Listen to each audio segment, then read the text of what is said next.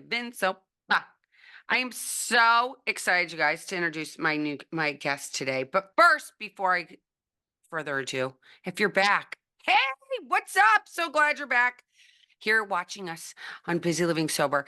And if you're here for the first time, welcome. I'm so glad you're here. If you like what you hear, you know what you need to do: subscribe, please. And you can also go to my website at busylivingsober.com and you can sign up for my newsletter, which comes out every Friday right into your inbox. And if you want to be a paid subscriber, which would be amazing, get some special perks that are in there that you only know if you're a Patreon, go to patreon.com/busy living sober. I am so happy to introduce Nicole Pietrandrea Hough. Hello, Nicole. Hello. It's so nice to see you. How are you? I'm well, thank you. You guys, I'm not going to lie to you. We've been talking for literally a half an hour before we even started recording. It's true. And finally, I just said to her, I'm like, Nicole, we got to start recording this. There's too much We good really stuff. got on a roll. We got on a roll. We talked about everything. We talked about changing our names. We talked when you get remarried and get divorced. That would be kind of a fun topic to talk about. And because I don't know if a lot of you guys know this, but Chance is my first husband's last name. And I never changed it because my kids have the same last name as me. And I kind of like that. And I wanted to always, and I had been that name for so long. And it's hard, isn't it, to change like credit cards, cars, That's like a major mortgages, deterrent, just the amount of paperwork. your Really passport. hard. Yeah. Like, literally, you're gonna go like, can you imagine standing in line at the passport place to go do that? Driver's license, DMV? No, thank you. I'm not doing it. Right. Seriously. You bring up a lot of good points. I'm like, forget it. It's like too much. It's too Too much. much. It's too much. I am who I am, and thank God my husband did not wasn't bothered by it. And we've been talking about her magazine, which is called After, AFTER. But before we talk about after, before we talk about today anymore, we're going to go back and we're going to talk about. I know that she's of Italian and Armenian descent. She actually is Mhm. going to Italy soon, and I gave her some tips of the places to go. So tell us what it was like, what your life was like before. I'm in- I was like, what's it like being Italian and Armenian? It's great. I I have don't know. really I've thick never been hair. I anywhere else, have right? really thick hair. You're so lucky. I know. Well, yes, and then also like a lot of hair removal, you know. So, so what was my life? But this is like I love this question because the magazine is called After, and it's about creating a beautiful life and all the wonderful things that happen after giving up alcohol. But then I think one of the things I've started talking about more recently is that before can it obviously has some challenges and things that were missing, but you can also learn to embrace and still love who you were before. And it doesn't all have to be that I like shame and guilt and all these things. So I think that's like part of the message. That's the other half of the after message is that learning to forgive yourself and learning to embrace the before and still loving the after is it's a really important process. So, but you asked about before. I mean, how far back? I think the longer I talk about my sobriety story, the longer it gets. I thought, oh, I had a great childhood, which I did. But then I started to pinpoint, like, here are these moments when you're young and things happen in school or they happen at home or where you doubt yourself or you start to feel different in your skin, like as a teenager, as a middle school age kind of person. Um, and there are a lot of those things, and sometimes we don't know how to cope with them, and then they sneak in, and alcohol kind of numbs those feelings, and that's where a lot of problems begin. And for me, I think I never would have said, "Oh, these problems began when I was 9 and I was bullied for a year." That never even occurred to me. But that's where I now pinpoint the beginning of my before story in terms of alcohol. Did you have your first drink when you were 9? No, so I had, and I'm not gonna say like it was so awful for however many years that is, 30 years or anything, but it was when I was 9, we moved to where I live now, and it was not easy. It was not an easy transition. It was a very different kind of place. I did not fit in. And that's a formative age, 9 to like 13. And I was really kind of struggling to figure out who I was. I was like, let me imitate these other people just to try to be cool and fit in. So I didn't have my first drink until high school, but when I did, and it was a big party town, it was the 80s, and there were a lot of house parties and parents who were gone for months. Like the movies. I always tell my kids it was like the movies, every 80s movie you've ever seen. um, when I did, and I didn't realize it in the moment. I realized it much later. But my initial immediate reaction was, oh my gosh, like I feel cooler. I fit in. I'm not worried about what people are thinking of me. It was such a relief. It was a huge relief. And I think that that was the beginning of a long road of sometimes fun relationship with alcohol, but also sometimes maybe a little too much. And I wasn't aware of how I was self-medicating and in what ways. And in different that changes also over time. So there's high school and then college, of course, everybody's drinking. And then as a young mother, it's very different. You're self-medicating in totally different ways. And everybody's telling you, like, oh, the kids are so hard, everything's so hard, have a glass of wine. And I fell right into that. And tell me this, were your parents big drinkers? Were your grandparents big drinkers? My parents rarely ever drank. My mom was basically a teetotaler. She was kind of against drinking. My dad would have a glass of wine on a holiday. His father, though, was an alcoholic. Mhm. So my dad grew up watching that. And he was I guess, mostly a high functioning alcoholic. He was in law enforcement. He owned a bar. But he had a problem with alcohol. And there was a point where my dad had told him, he showed up drunk one time, and my dad told him, if you do that again, you'll never see your grandkids again. And he didn't do it again, but he did have an issue. Yeah, so for me personally, both my grandmothers, you don't know my story. It's been so funny, you guys. I've been telling her all about my story. She's like, "Wait, how long are you sober?" And I was like, "Yeah, 18 I mean, I years." assume so. Did you read about me? No. But both my grandmothers were alcoholic, which one was Jewish, one was Irish. And I don't know if my parents, my God bless my mother, soul, and my dad still, I don't know if they are, but for me, it was definitely like the gene. I mean, I was like, oh, my Mm, grandmother's had this. That's where I got it. Makes total sense. it does. And I don't Yeah. know. This is something I have someone kind of doing research for an article down the road about this. Like, what evidence is there that it's actually genetic? And what research has been done on that? There's not much, but I will even say at a young age, I was like, I should probably be worried about this because my grandfather was an alcoholic, and I don't know why am I always inclined to drink so much, a little bit more than everybody else? Not so much more, but a little bit more. And it was in the back of my head for a long time. Yeah, it's Because it it's does seem to run in families, whether it's actually genetic or epigenetic or whatever, it does run in families. And I'm like one of those people that doesn't need to, like, I just know that it's like the brown eyes, right? Blonde hair, let's face it, comes from the hair salon. But the gene of the alcoholism, I just wish, and that's why I actually started this in the very beginning, 7.5 years ago. This podcast, and actually even before that, giving talks, was that, I wish somebody had said to me, "Hey, by the way, just so you know, when you drink, there's a chance that you could become an alcoholic." And Mhm. then I had a warning. Now with my kids, I was always because they were really young when I got sober, so I was always like, "Okay, just so you guys know." And my kids liked to party when they were younger, and I was like, "Once you're a pickle, you can't be a cucumber again."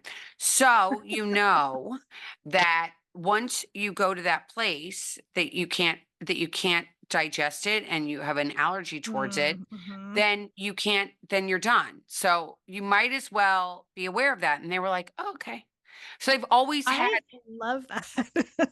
Once you're a pickle, you can't be a cucumber again. That is so good. yes. And it's so true. I would say, even though like I'm telling my story in bits and bits, but even though it went on for such a long time, I wasn't physically addicted to alcohol until the very end. Like the some things that happened, my marriage ended, and then all of a sudden I was like, whoa, like I have a problem. And then I did what a lot of people do is I gave it up for a while. I tried to go back. It didn't work. And I know well, I'm a pickle. I'm a pickle now. So Yeah. that's it. You know, it makes that's such a great description. Thank you. Yeah. So do you didn't go 12 step at all? No. AA. AA. Mm-mm. No, it's so interesting because talking to somebody that hasn't, so I've been a member of 12 step for 18, almost 18 years. And it's so interesting because you were talking about a peace that you get and like not regretting the past anymore. And there's Mm. these 12 steps that you do when you're a member of AA. And one of the promises for doing this steps is that you will no longer regret the past nor wish to shut the door on it. And I Yeah. can say for myself personally, and I always just speak for me, is that, I look back to all the times that I had, and I had a lot of fun. I didn't get sober till I was 37. And I look back at all those times that I had, and I'm like, I had some fun. I mean, I was a Mhm. crazy wild woman. I danced on lots of bars, did lots of crazy stuff, but I don't regret it anymore. And it made me who I am. It's just like the lines on my face, from laughing and everything else, right? It's like this is all part of my life and who I am. And I have an allergy to alcohol. Does that make me who I am? No. I can tell you a billion. If we had to go down like life as a checklist, like you're going to the doctor, right? I'd be like, okay. Are you this? Are you that? Well, there's not a big enough list, right? Because it would be going on ad nauseum. Right.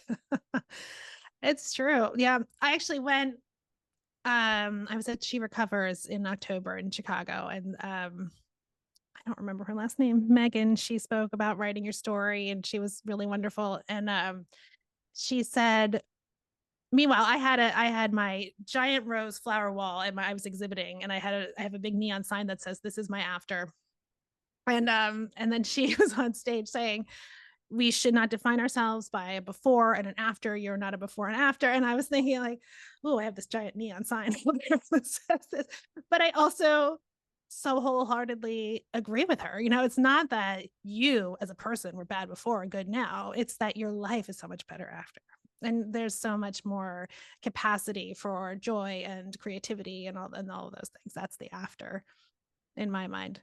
Well, and I tend to agree with you. I think that again, it's so funny because there's so many people that have gotten sober without the 12 steps. And when I was getting sober, there was no other option, right? So Mhm. that was about it. You went to a 12. There was not people online going, I'm doing sober sis and I'm having this sober little party over here. And all you have to do is do this thing. And you're going to be part of this group and go on Facebook and tell me your problems. I mean, it was more definitely like I got my butt in my car, drove down the street, went to the church, went to the basement and hung out. And for me, it worked. But I love that so many people are getting better because when we are at least for me, my alcoholism was very dark. Like, and my soul was very dark. I was very sad. I was very depressed. I always compare it to when you go into an old church, and you'll be going to hopefully a lot of old churches when you're over in Italy, and you look up at the old stained glass and it's filled with soot, but you know that it's beautiful, right? It's beautiful. Yeah. And we're all Yeah. beautiful. And it's just getting to this place where you clean off the soot and you go, oh my gosh, I'm going to let the sun shine through. Oh, I And love that too. Yeah. And being in the after is like, I get it. Like I always say, it's PR. I'm in that's pre-reality and I'm in reality now. I was in reality then too, is what the reality. It's like it's loving who you are is the whole package. It's what I've learned through these almost 2 decades. And it's going out there and sharing with people that, you know, we don't have to hurt anymore from alcohol, which is the biggest thing. In society, I was actually talking to somebody earlier. I had a guest on earlier today that was in the military and had went through major PTSD and all of those sorts of Mm. things. He didn't get sober with the 12 steps either, by the way. But and he was talking about how society, like it's everywhere you go, right? You watch a football game, you watch the housewives, and I mean, you live in New Jersey. Imagine that shit show. Excuse my French, everybody. But all they do is drink and like make Right. mockeries out of themselves, and it's just such an interesting time that we live in. That you know, I think we're starting to wake up a lot more than we were before. I think so. Slowly, but I do think so. And it Oh, it's not the slow. In 18 years, we have gone from literally nobody wanting to talk about the fact that there was outright, they didn't want to. Do you know that, like, be in standing in front of Congress, Dick Van Dyke, who's been sober for forever and ever and ever, wanted to get up before Congress, and they were like, I don't know if you should do that. Now, a man running for president is going around talking about how he has 40 years of continuous sobriety, being RFK. You yeah, know, Tucker Carlson, he's got 22 years. I mean, all these major figures are coming out and saying, I'm in recovery. 18 years ago, that wasn't happening. So it right. is happening in my lifetime pretty fast because I feel like I'm still young, you know? Yeah. Right, that's a huge change. It's a huge Yeah, change. I guess I say slowly because I see in the past, so 2.5 years that I've been working on the magazine from the well, it's pretty fast. That I don't it's yes and no. When I first gave up alcohol, people would say like, "Oh, you're a loser, you're no fun, da da da," like all the things that people say, and I just ignored them. And people do not say that kind of thing anymore. But then we put out we had a big party in New York in January. We had a roaring 20s like speakeasy party for the magazine. And I put it out there thinking everybody loves dry January. Everybody's like on board with this and into mocktails and the reaction on Facebook. And I'm like wondering why these people are looking at After Alcohol Free Magazine on Facebook in the first place. But the reaction was, this is the stupidest thing. Why would anyone go to a party with no alcohol? Like it was such like vitriol towards it. And I was like, this is a good reminder for me as the editor of the magazine that my mission is still out there. My mission is to reach people whose lives can be made better by this and to help them feel not alone.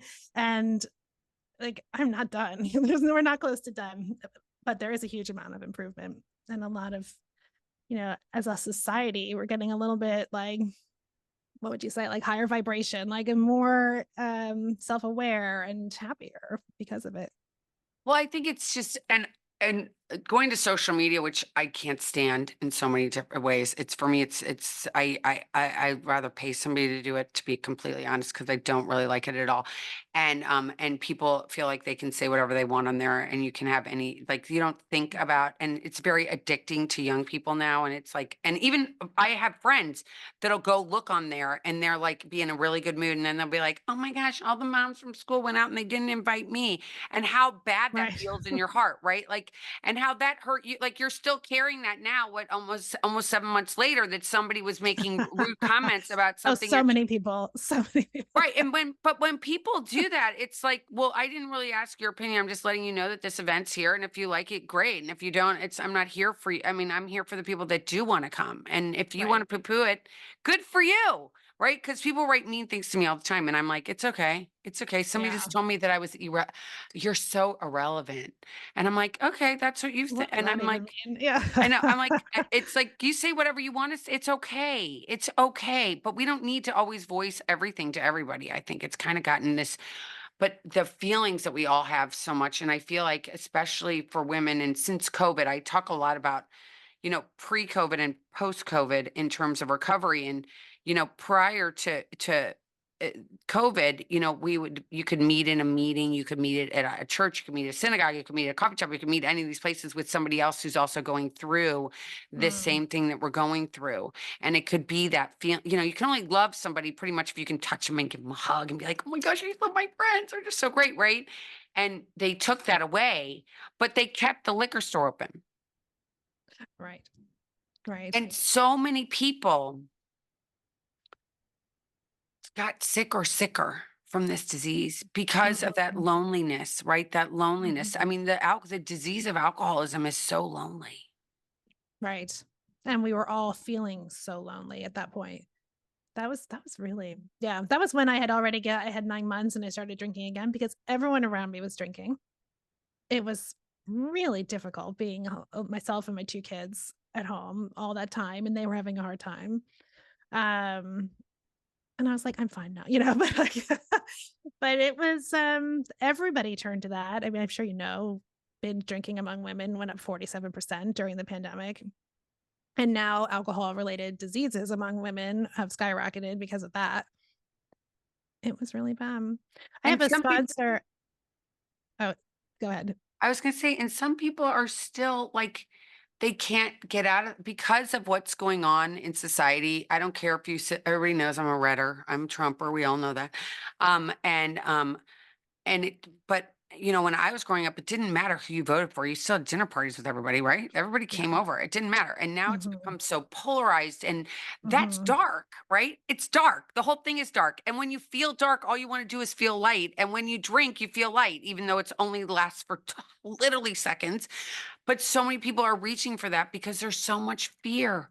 There's so much fear in the world right now that is That's just, true. it's debilitating. It's so debilitating. So people like you that are out there trying to share the light is what's important. Mhm.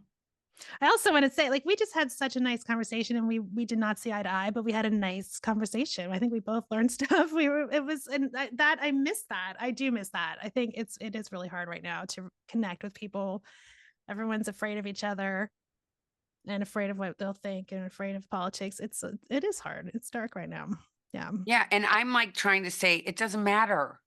We're still Mhm. human beings that are Mhm. trying to have a human experience. And you hating your neighbor is not how God wanted us to be by any stretch of the imagination because you believe something differently. Who cares? That's why we have brains and we're not computers.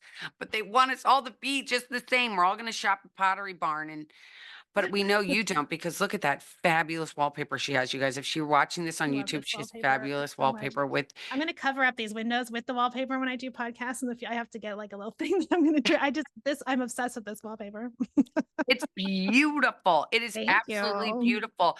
So Thank where do you. people find where do they find after? So we are at aftermagazine.com is our website. And then on Instagram, it's after underscore AF for alcohol free underscore MAG. Awesome. Yes. Awesome. And there they can find recipes and what else can they find? So we have a wide variety. I know we talked a lot about the food because we were talking about Italy. We have some we have mocktail recipes as well as alcohol-free cooking school, which was part of our first issue that we were just talking about, like how to cook without how to do like braising in wine without alcohol, that type of thing. And we want to do more of that. And but most of our pieces are about people's experience with sobriety or before sobriety and how they overcame the challenges that go along with that transition or learning to, for instance, this summer issue was a lot about travel. Heather Lowe from Ditch the Drink wrote a beautiful article about learning to travel and revisiting places that she had gone and drank the whole time and wasn't super proud of some of like how that turned out and then went back to those same places years later and that's hard because you go there and there's already this whole ingrained thing like you're supposed to have a margarita and you're supposed to have this and supposed to have that and what her experience was like and how beautiful it was in the end because then you are really experiencing the place where you are um and there's so much more joy in it. So that was part of this summer issue. And then we had a food writer, Kara Strickland, who's doing a lot of work for us, who wrote a whole list of products that you can take with you. I have some of them right here, even like not to this is not a plug, but like these little alcohol-free things that you can take with you when you travel to make that transition easier. So some tips and products and things like that for that. So we have a wide variety of things, interviews, etc. So Yeah. I have a big question. I don't know if you know do you know who Dr. Jordan Peterson is? Yes. Okay.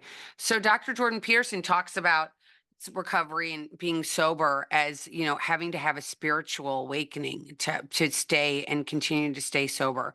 And for me personally, it is huge. It's like I can't imagine being, I was 37 years old, everything had blown up at the end of I was kind of I still had a car and I still had a house, but there was no more Elizabeth. My soul was pretty much gone at Mhm. that point. And when I got sober, I can't imagine if I didn't have a relationship with God. And what is your thoughts on that today? And do you have that in your life, a sense of spirituality? And is that important to you? Yes. Yes. So it's such a wonderful question. I'm like, how do I even describe it? So I think I've gotten less religious and more spiritual over the past 5 years. I mean, we used to go to church every week, and then during the pandemic, that got interrupted.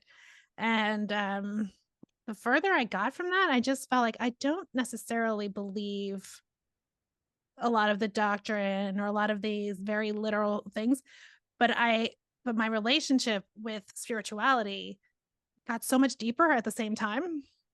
I have, I lost my parents this year. I feel just totally connected to them.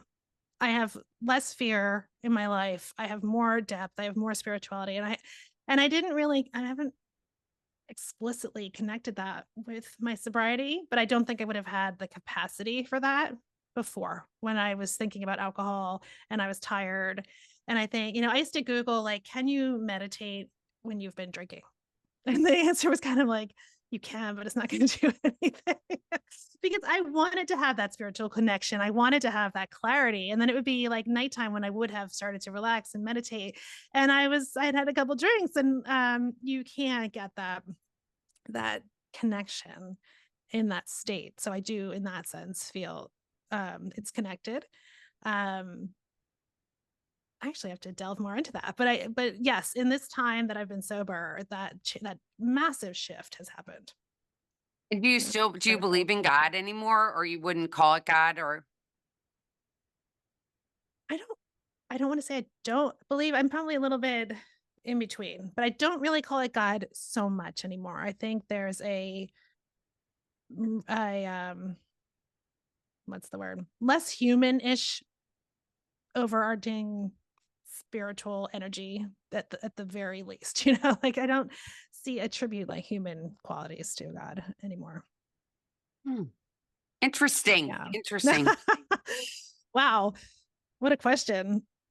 Yeah, well, I I had to believe think about it all on the spot. Yeah. yeah, I mean, for me, I mean, God is everything or he is nothing for me. And it's just like, I Mm, can't imagine even, I was actually talking about it earlier today. It's like, if I don't have the time in the day to just sit and say, thank you for my life, the gratitude that I have for the life that I have, and my sobriety, like sobriety is like giving me a life beyond my wildest dreams. And when I was first getting mhm. sober and people would say that, I'd be like, bullshit. How is this a life beyond their wildest dreams? This is like, I can't go out and dance on the bars. I can't do the things that I used to do, but today I have peace and I believe that there has to be something bigger than me. And for me it's Jesus Yeah. Christ, it's God, and it's Mm, actually gotten deeper the longer stayed sober. It's like the more I've even have turned to God even more because when you've been sober for whatever, I mean, as long as I've been sober and you deal with life and life's issues and kids and divorces and people dying and all the rest of it, I have to have something that, because humans let us down all the time. That's what humans do. That's what we do as mm, human beings, you know? hmm. Yeah. I hate to think of it that way, but yeah, that does happen. A lot of times it does. So having Yeah. something that's where I think that Dr. Jordan Peterson comes from. It's like when you can have faith in something that is intangible. Like you can't like I have felt God though in my life before, and not to sound crazy, but maybe I do sound crazy and I don't really give a shit. But I having that sense that I'm not alone. I'm Yeah. not alone. And the fact that, your parents are still there, like that's such an amazing gift. Yeah. 'Cause you're I'm sober and you grateful for can that. feel yeah, you can feel it. Yes, I do think if I weren't sober, I wouldn't feel that. And I wrote an editor's letter about it, how if I hadn't been sober when my dad was dying, I wouldn't have been, it would have been a whole different experience. Like I was really blessed to be able to, it was horrible, obviously, but to be in that moment and really be there and be really sad. And it was awful. But also, I wasn't like, I need to get home and have a drink. And there would be like nurses that would be like, you've been here for so long, you should go home and have a drink. And I was like, thank you. Yeah, that's what everyone tells you. You should go have a drink. But I'm so grateful that I wasn't drinking and I would go home and be really sad. But I was But the there and feelings aren't when I needed facts. to be there. Yeah. Yeah. And I was going to say about feeling connected to a larger thing. I mean, this it keeps getting deeper and deeper. I'm 3.5 years in, and just this summer, even I like to go to see live music, and I go and I am like, I cannot believe. I mean, I've been going to live music my whole life, but now I feel like I cannot believe I get to be here. Like I can't believe it. And then I'll cry, and my kids will be like, "What is wrong with you?" But I took them to a music festival in Kentucky, and, it was pouring rain, and this amazing bluegrass band that I love and I've loved for years was playing, and they just went like, the crowd was with it, and the rain was coming down and the whole thing, and I was sobbing. I was like, "I cannot believe I'm, like, here on this earth and I get to experience this, like, it's incredible."